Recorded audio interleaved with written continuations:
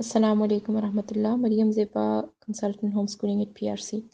اچھا، آپ کا جو سوال ہے اس نے بالکل وہ نقشہ کھینچا ہے کہ کس طرح کی ہوم اسکولنگ نہ جن بچوں کی ہوتی ہو ان کو کس قسم کے چیلنجز کا سامنا کرنا پڑتا ہے۔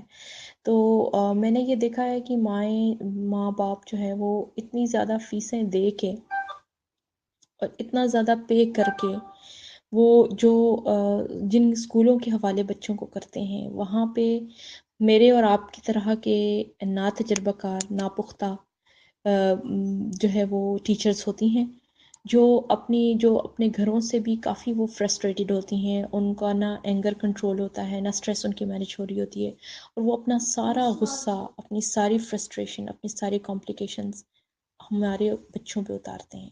ان کے لیے آپ ایسا سمجھتے ہیں ایک مشق ستم ہے۔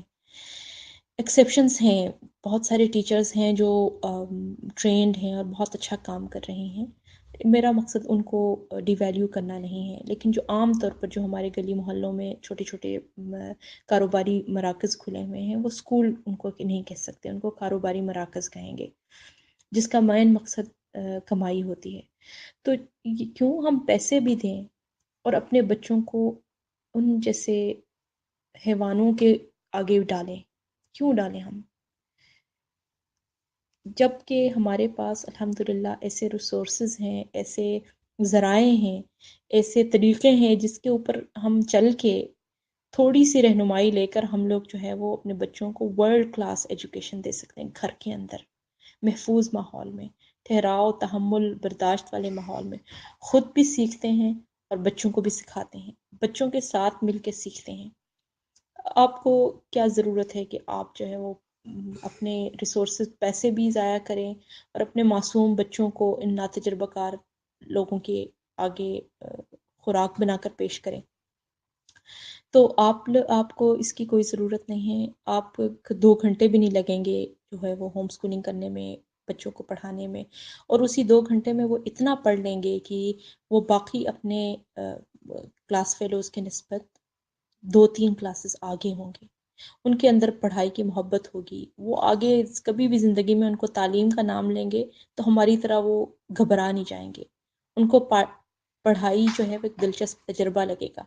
لیکن اس کے لیے آپ کو تھوڑی محنت کرنی پڑے گی، اپنے پیرنٹنگ سکلز مضبوط کرنے پڑیں گے، اپنے خود سیکھنا پڑے گا، ایک جو ہے وہ عزم کرنا پڑے گا کہ ہم نے اپنے مقصد سامنے رکھنا پڑے گا کہ ہمارا مقصد کیا ہے۔ ہم دنیا میں اس لیے تو نہیں آئے کہ جتنی جلدی ہو سکے بچے بڑے ہو جائیں، ان کو کسی اور کے حوالے کر کے تو ہم ٹی وی دیکھیں یا ڈرامہ دیکھیں، یا پھر ہم لوگ گھر میں موجود سب لوگوں کے لیے قسم قسم کے کھانے پکا کے وہ کھانوں کا ایک مقابلہ شروع کر دیں۔ یہ سب چیزیں ادھر رہ جانے والی ہیں۔ جو اصل کام ہے، جو نسلوں کو سنوارے گا، جو ہماری عاقبت کے لیے کام آئے گا، وہ ہماری محنت ہے جو ہم بچوں پہ کرتے ہیں۔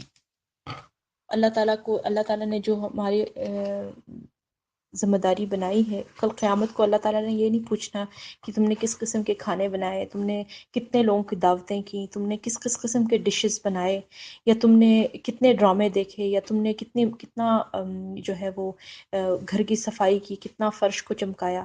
ہم سے جو سب سے پہلا سوال یہ ہوگا کہ تم نے اپنے بچوں کی تربیت کے لیے کیا کیا۔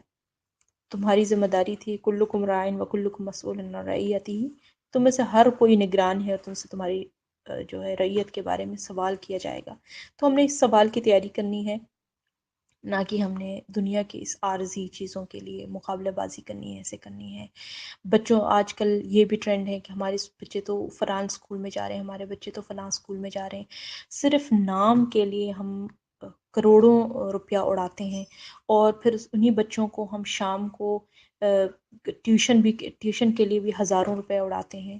کس کے لیے؟ ہم کیوں یہ سب فضول خرچیوں اور ان چیزوں میں پڑ گئے ہیں؟ بہت بیوقوفی کی بات ہے، اگر ہم سوچیں تو ہاں شاید ہمیں سمجھ آ جائے۔ اور جب ان سب کے باوجود کہ ہم تھوڑی سی محنت کر کے ورلڈ کلاس ایجوکیشن اپنے بچوں کو دے سکتے ہیں، تو یہ روپیہ، پیسہ اور ٹائم کا ضیاع ہے۔ ہمیں اپنے فائدے کو دیکھنا چاہیے، سوچ بچار کرنی چاہیے۔ جزاک اللہ خیر۔ السلام علیکم۔